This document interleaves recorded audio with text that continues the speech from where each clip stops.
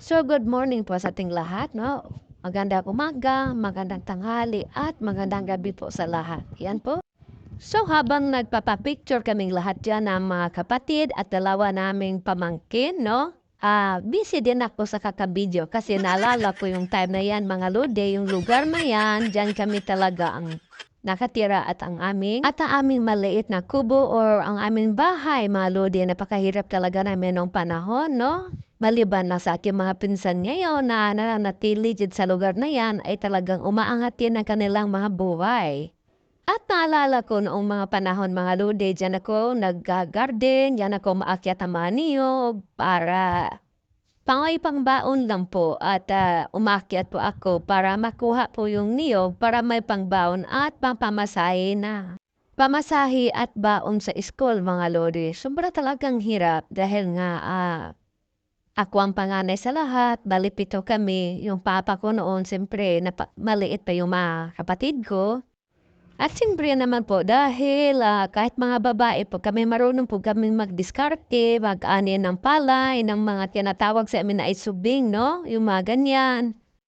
Noong panahon, mga bata pa kami mga lodi, kapag may mga nagpapaani, no? Nag-tracer, ay yung binta namin ay bibigay talaga namin sa aming mga magulang para pambili ng mga ulam.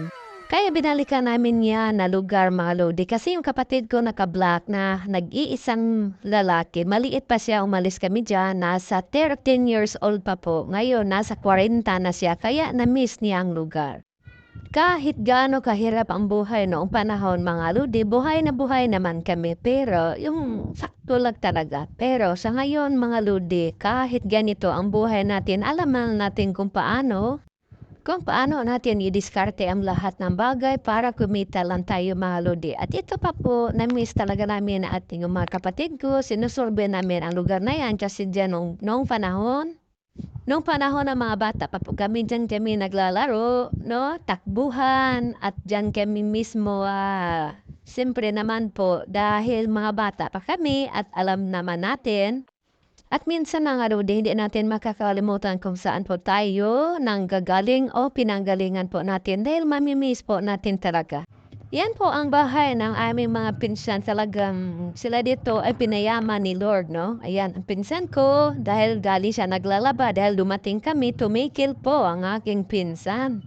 Sa kanyang trabaho, dahil siya po ay naglalaba, dumating po kami, nakakadisturbo man sa kanya, pero okay lang yun. Ate ha, importante kami ay paminsan-minsan lang kami magbibisita sa inyo. Okay lang po.